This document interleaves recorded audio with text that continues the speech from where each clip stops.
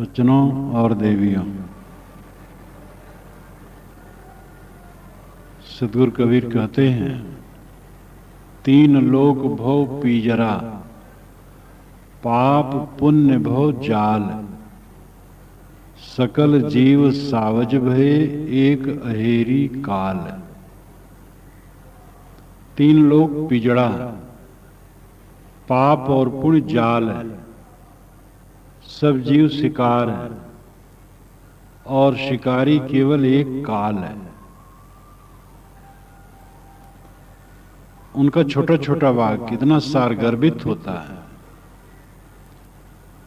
जैसे कोई छोटे साधन में बहुत सारी चीज भर दे, वैसे उनकी बात हुआ करती है। तीन लोक भव पिंजरा, तीन लोक पिंजरा। तीन लोग कहते हैं मध्य, ऊपर और नीचे। आदमी जहां हो वही मध्य है। हम लोगों का मानो भूमंडल ही मध्य है, और इसके ऊपर स्वर्ग है और इसके नीचे पाताल है। यही तीनों लोग। तीन लोग का लाक्षणिक अर्थ होता है सतरजतम, तीन गुण। ये मानो तीन लोक है, ये पिंजरा है, इसमें हम बधे हैं। त्रिगुणात्मक जगत में हम बधे हैं। त्रैगुण विषयावेदा निस्त्रैगुणो भवार्जुन। भगवान कृष्ण ने कहा है कि ये सारा जगत त्रिगुणात्मक है और वेद इन्हीं त्रिगुण जगत का ही प्रकाश करते, इन्हीं का बोध कराते हैं। हे अर्जुन, इन तीनों गुणों से ऊपर उठ जाओ। भौतिक जगत और मानसिक जगत दो जगत है। बाहर भौतिक जगत है, भीतर मानसिक जगत है, और ये दोनों जगत त्रिगुणात्मक है। भौतिक जगत ठोस द्रव्यात्मक जगत है। मकान, दुकान, पेड़ पौधे, सारी चीजें, सारी निर्मित वस्तुएं और अनिर्मित वस्तुएं भी, जो कुछ प्रकृति का क्षेत्र है, त्रिगुणात्मक है। जितनी क्रिया है रज है, पुष्टि सत है, क्षय तम है, और ये तीनों गुणों की लीला सर्वत्र ब्रह्मांड पिंडांड में होती रहती है। सर्वत्र निर्माण होता है, पुष्टि होती है, क्षय होता है। सारा संसार निरंतर गतिशील है, इसलिए जगत त्रिगुणात्मक है। और हमारे अंदर का मन ये भी त्रिगुणात्मक है। इच्छा क्रिया रज है, ज्ञान प्रसन्नता सत है, आलस्य इत्यादि तम है। इसी पिंजरे में जीव बड़ा फड़फड़ाता रहता है। हर समय उसको भय है, शरीर छूट न जाए, अनुकूल लोग छूट न जाए, चीज बिगड़ न जाए, लोग विमुख न हो जाए, व्यापार बंद न हो जाए, नौकरी छूट न जाए, अनुकूल लोग प्रतिकूल न हो जाए, पड़ोस वाले दुश्मन न हो जाए। हरदम आदमी भय से पीड़ित है, क्योंकि वो तीन लोक में फंसा है, यानी त्रिगुणात्मक जंजाल में फंसा हुआ है। जैसे एक विशाल समुद्र हो, और समुद्र जो देखें वो जानते हैं, हा हा हरदम होता रहता है, लहरों पर लहर आती रहती है। सारा संसार मानो एक समुद्र है, और हर समय यहां लहरों पर लहर आती रहती है। विनाश लीला संसार का स्वभाव है। निर्माण का अर्थ ही होता है विनाश, और तत्वतः देखा जाए तो न निर्माण न विनाश, एक क्रिया, निरंतर गतिशीलता। इस गतिशीलता में निर्माण और विनाश दोनों फलते रहते हैं। धान कूट देते हैं, धान का विनाश हो गया, चावल का निर्माण हो गया। चावल पका देते हैं, चावल का विनाश हो गया, भात का निर्माण हो गया। भात खा लेते हैं, भात का विनाश हो गया, रस और टट्टी का निर्माण हो गया। बस ऐसे गति में संसार चलता रहता है, उसमें निर्माण और विनाश हम कहते रहते हैं, ये रुकता नहीं। हम और आप नहीं, बड़े बड़े लोग नहीं रोक पाए, वो स्वयं उसी में चले गए। बड़े बड़े पुरुषों का शरीर मिट गया, छूट गया, उनकी चीजें मिट गई, उनका ऐश्वर्य मिट गया। यहां कुछ स्थिर नहीं, हर समय एक भंवर है और वो भंवर नाचता रहता है, संसार का भंवर। उसमें हम निरंतर उलझे रहते हैं, निर्भयता की जगह खोजते हैं। कहां निर्भयता है? मैंने आपसे कहा समुद्र हरहराता रहता है, लेकिन कल्पना कीजिए कि समुद्र के बीच में एक पर्वत है, ऊंचा, वो स्थिर है। लहरों पर लहराए समुद्र स्थिर है, पर्वत स्थिर है। इसी प्रकार आपकी आत्मा पर्वत के समान स्थिर है। पर्वत तो टूट जाए लेकिन आपकी आत्मा टूटने वाली नहीं। आपका होना, आपकी सत्ता, आपका स्वरूप अखंड है, नित्य, शुद्ध बुद्ध। और इसको आप इस प्रमाण से जान सकते हैं कि जब से आप जन्म लिए, आपके चारों तरफ परिवर्तन की लीला चलती है, लेकिन आप वही हैं। शिशुपन गया, बचपन गया, तरुणाई गई, जवानी आई, वो भी गई, बुढ़ापा आया, अनुकूल लोग गए, प्रतिकूल लोग गए, कितनी स्थितियां बदली। कल वाला दिन हमें आज सपने के समान लगता है। आज का दिन अगर जीवित रहेंगे तो कल सपने के समान लगेगा, और एक दिन ऐसा आएगा पूरी जिंदगी सुसुप्ति हो जाएगी, सपना भी नहीं लगेगा, सो जाएगी जिंदगी पूरी खत्म। और इस प्रकार ये सब चलता रहता है। लेकिन आप देखें, जन्म से लेकर आज तक आप वही हैं। साक्षी, दृष्टा, मनता, बोधा। देखता है वो साक्षी है, मनता जो मनन करता है, बोधा जिसे ज्ञान होता है। आप स्थिर हैं, नित्य, और आपके चारों तरफ अनित्य। अनित्य वस्तुओं को पकड़ करके हम नित्यत्व चाहते हैं, अमरत्व चाहते हैं, दुनिया की वस्तुओं में तृप्ति चाहते हैं। यही भ्रांति। दुनिया में हम आए हैं दुनिया का उपयोग करना है। सबसे जरूरी तो है रोटी चाहिए, कपड़े चाहिए, रहने की जगह चाहिए। दूसरे लोग हमारे जीवन निर्वाह में सहयोगी हैं, हमें भी दूसरे का सहयोग करना चाहिए। हमारे कई कल्याण के कार्यों में दूसरे लोगों का सहयोग है, हमें भी कुछ दूसरे के लिए करना चाहिए। जो जिम्मेदारियां हैं वो नकारी नहीं जा सकती हैं। लेकिन सबसे बड़ी जिम्मेदारी क्या है? सबसे बड़ी जिम्मेदारी है जीवन में आत्मज्ञान और आत्मलाभ है, जिसका फल है नित्य तृप्ति, नित्य संतुष्टि, नित्य निर्भयता। हमारे जीवन में ऐसे दिन आने चाहिए जिसमें भय न हो, जिसमें अतृप्ति न हो, असंतोष न हो, अभाव न हो, निराशा न हो, कुंठा न हो, अभावग्रस्तता न हो। ऐसे दिन आने चाहिए। और ये दुनिया की चीजों को बटोर के होने वाला नहीं, महाभ्रांति है। पैसे खूब हो जाएं तब ऐसी दशा हो जाएगी। पैसे वाले तो और कुंठाग्रस्त हैं और अभावग्रस्त हैं।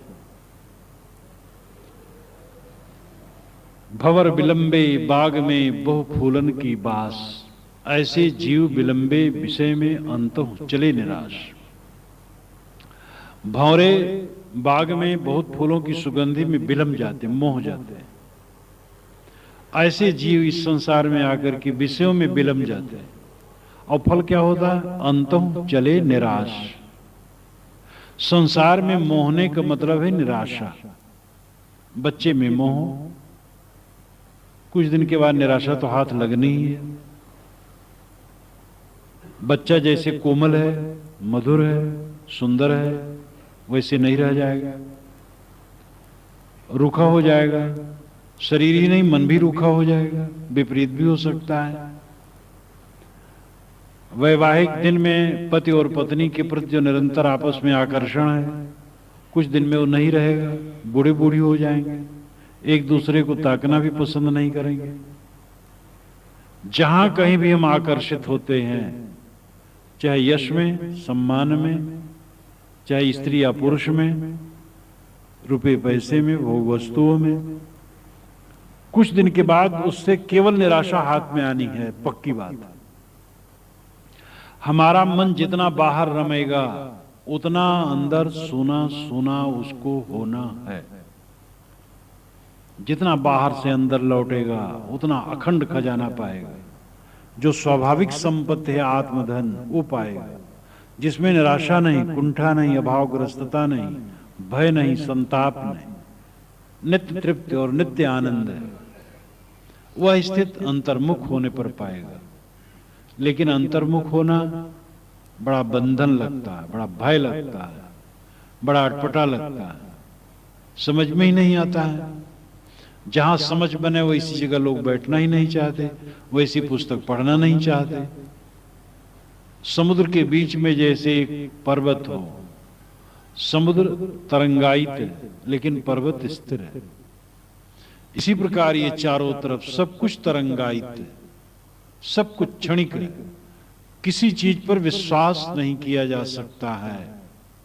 अभी है, कब तक रहेगा कुछ पता नहीं। प्यारे से प्यारे लोगों को घर में से निकाल करके बाहर ले जा करके आग में रख देना पड़ता है, मिट्टी में गाड़ देना पड़ता है, पानी में फेंक देना पड़ता है। ये मजबूरी हमारे और आप और पूरी दुनिया के लिए। यहां पर क्या स्थिर है? और इसलिए बाहर की चीजों में मन डुबा करके निर्भयता और शांति और तृप्ति कैसे हो सकती है? सब कुछ की क्षणभंगुरता निरंतर देखने वाला भयभीत नहीं होता। जो पहले से उसको जानता है, भय किस चीज का? साहब कहते हैं तीन लोक भो पिंजराए, साहब कहते हैं तीन लोक भो पिंजराए, तीन लोक पिंजरा।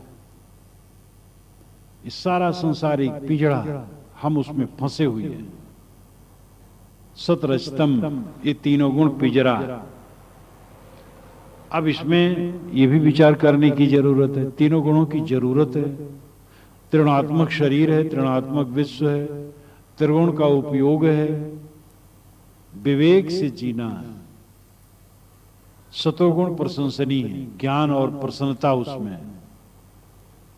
लेकिन तमोगुण की भी जरूरत है, जिसमें आलस्य और निद्रा है। ये प्रकाश जल रहा है, ये सतोगुण है।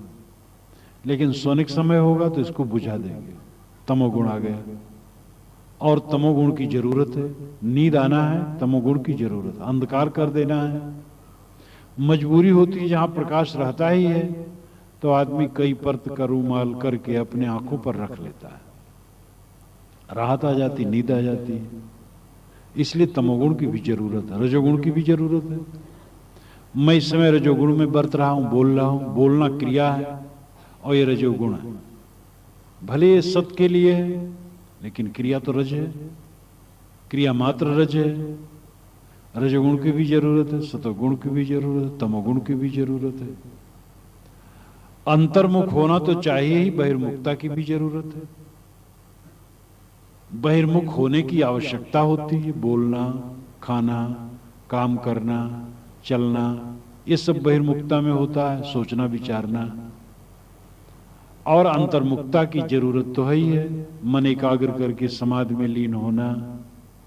हम केवल बहिर्मुख हो गए, अंतर्मुख नहीं होना चाहते। हम तीनों गुणों में लिप्त हो गए हैं, उनका विवेक से उपयोग करना नहीं समझते, इसलिए दुखी। साहब कहते तीन लोक भोग पिंजरा, तीन लोक पिंजड़ा। पाप पुण्य बहुत जाल, पाप पुण्य जाल है। पाप बांधता है, पुण्य बांधता है। कहें कबीर ये दोनों बेरी, चाहे लोहा सोना केरी, चाहे लोहे की बेरी हो चाहे सोने की हो, दोनों बंधन है। पाप भी बंधन है, पुण्य भी बंधन है। तो क्या पाप के साथ पुण्य नहीं करना चाहिए? पाप छोड़ देना चाहिए, पुण्य करना चाहिए, लेकिन उसका अहंकार नहीं करना चाहिए। आदमी क्रियाशील है, बिना क्रिया के वो रह नहीं पाएगा। समाधि में, ध्यान में कुछ समय आदमी निष्क्रिय होता है, लेकिन बाकी समय तो काम करना है, और शुभ नहीं करेंगे तो अशुभ होगा। इसलिए अशुभ तो एकदम छोड़ना है, शुभ करना है, लेकिन अहंकार और कामना त्याग कर। हम किसी की हत्या न करें जानबूझकर शक्ति चले तक, दूसरे की रक्षा करें, सेवा करें, लेकिन उसमें अहंकार न हो, कामना न हो। एक सज्जन ने मुझे पत्र लिखा कि महाराज मैं सबके लिए परोपकार करता हूं, लेकिन जिनका परोपकार, जिनके प्रति परोपकार करता हूं हमारे लिए अपकार करते हैं। मैं किसी से कुछ नहीं चाहता हूं, लेकिन फिर भी मुझे लोग तकलीफ देते हैं। मैं परोपकार करता हूं, वो परोपकार नहीं अपकार हमारे लिए करते हैं। मैं किसी से कुछ नहीं चाहता हूं। मैंने उनको लिखा कि मैं किसी से कुछ नहीं चाहता हूं, जो आप कहते हैं इसी पर विचारिए। आप कुछ चाहते हैं, आप परोपकार करते हैं तो आप ये चाहते हैं वे भी आपके लिए उपकार करें, इसीलिए आप खींचे कि हम परोपकार किए हुए तो उल्टा किए। जब कुछ नहीं चाहेंगे तो आप शिकायत पत्र नहीं लिखेंगे हमें। जहां आदमी की चाहना बुझी, शिकायत करेगा ही नहीं। शिकायत तो चाहना में। आप पत्नी की शिकायत क्यों करते हैं? आपके मन में चाहना है, ये बात नहीं मानी, ये सेवा नहीं की, वो सेवा नहीं की। दूसरे से हम बहुत सेवा चाहते हैं और दूसरे की सेवा हम नहीं करना चाहते। विनोबा भावे से किसी ने कहा कि संत आजकल नहीं मिलते हैं, कि आप सेवा करना चाहते हैं कि कराना चाहते हैं? अगर कराना चाहते तो संत हैं, करना चाहते हैं तो संत हैं। अब कराना चाहते हैं तो आपको संत नहीं मिलेंगे, क्योंकि आप कराना चाहते हैं, आपको संत दिखाई नहीं देगा। करना चाहते हैं तो संत तो बहुत है। कबीर साहब ने तो कहे, कबीर सुनो भाई, साधु संतों कहे हैं, पूरे समाज को उन्होंने संत कहा है, मानव मात्र को संत कहा है। और इसीलिए हमारे सिंह जी सबको संत कहते रहते हैं। तो संत हैं, सेवा हम करें। हम सेवा नहीं करना चाहते, सेवा पाना चाहते। तो पाप बिल्कुल न करें, हिंसा न करें, और दया करें, करुणा करें, लेकिन फल कुछ न चाहें। किसी की तकलीफ को दूर करने की चेष्टा करें। दूसरे से कोई सहयोग की भावना मेरे मन में ना हो, मेरा ऐसा कोई करे, क्योंकि उससे सरदर्द के सिवा कुछ नहीं। हम दूसरे के लिए कर दें लेकिन दूसरे से कुछ न चाहें, तब शिकायत हम नहीं करेंगे। लेकिन हम थोड़ा करते हैं और अपने को बहुत परोपकारी घोषित करते हैं। जो लोग कहते हैं हम तो सबके लिए परोपकार करते हैं, उपकार करते हैं, लोग हमारा नहीं करते, वे करते करते कुछ नहीं, खाली बात की बात है। जो परोपकार करेगा उससे कोई पूछे तो कहे मैं क्या परोपकार करता हूं। जो जितना सेवक होगा उतना वो समझेगा मैं क्या सेवा कर सकता हूं। गुण जितने स्वाभाविक होते जाते हैं उतने सहज होते जाते हैं। तो पाप तो करना ही नहीं, पुण्य करना है, लेकिन उसका अहंकार नहीं, उसकी कामना नहीं, उसके फल के लिए कोई कामना नहीं, निष्काम। तो आदमी को पाप छूट जाने से तो बांध नहीं पाए, क्योंकि है ही नहीं वो। और पुण्य के प्रति अहंकार कामना न होने की वजह से वो भी बांध नहीं पाएगा। बांधती हमारी कामना। तो पाप पुण्य बहुत जाल है। सकल जीव सावज बहे। सावज, हम लोग सावज है। सावज शिकार, और एक हेरी काल, काल शिकारी है। काल के दो अर्थ है, एक समय काल है और एक अविवेकी मन काल है। समय काल सबको छीण करता है और सब धीरे धीरे आखिरत की तरफ जा रहे हैं। वो कोई बुरा नहीं है। आदमी जितना ज्ञान की तरफ बढ़ता है, मौत उसको प्यारी लगती है। देहाभिमान में जितना डूबा है, मौत उसको भयदायक है। आत्मज्ञान में जितना लीन होता है, मृत्यु उसके लिए प्रियकर है। पूर्ण आत्मज्ञान में लीन पुरुष मृत्यु की प्रतीक्षा करते हैं, मृत्यु को प्रिय मानते हैं। उन्हें मरना जीना कुछ नहीं। वे तो ऐसी स्थिति में स्थित है जो नित्य है। आत्मा नित्य है, वही मैं हूं। साहब ने कहा राम मरे तो हम भी मरेंगे। जब राम नहीं मरते हम कैसे मरेंगे? तो वो राम आत्मा को मानते हैं। और वो ऋषि मुनि सब यही कहते हैं। सबके दिल में जो बैठा है राम, वो नित्य शुद्ध बुद्ध है, वही आपका आपा है। वो मरता नहीं। वाणी से कहने और सुनने से तो ऐसा बोध नहीं होता है, लेकिन जब ऐसी रहनी जीवन में आने लगती है और ऐसी रहनी जब पक्की हो जाती है, मरना और ना कुछ नहीं लगता। निर्भयता आ जाती है, तृप्ति आ जाती है। तो मृत्यु तो कोई दुखद नहीं, और मृत्यु तो पक्की बात है।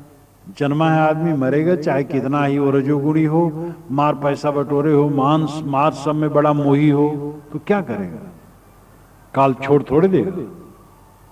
वो तो जाना है, उससे कोई नुकसान नहीं। लेकिन जो अज्ञान मन है, मन का अज्ञान है, मलिन मन है, ये जो काल है, ये हमारे लिए दुखदाई है।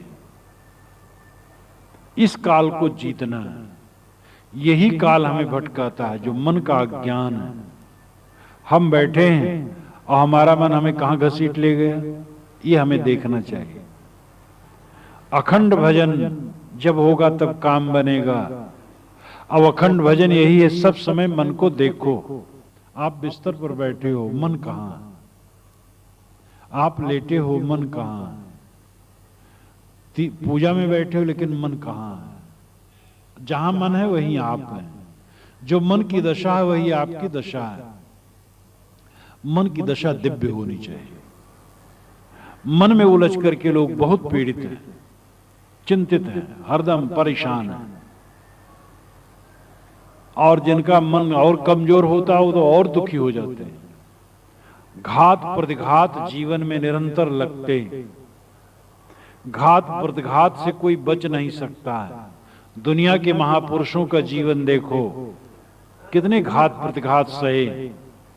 जो घात प्रतिघात में कभी चोट नहीं खाता, व्याकुल नहीं होता, पीड़ित नहीं होता, अडिग रहता है, वह संसार में कुछ करता है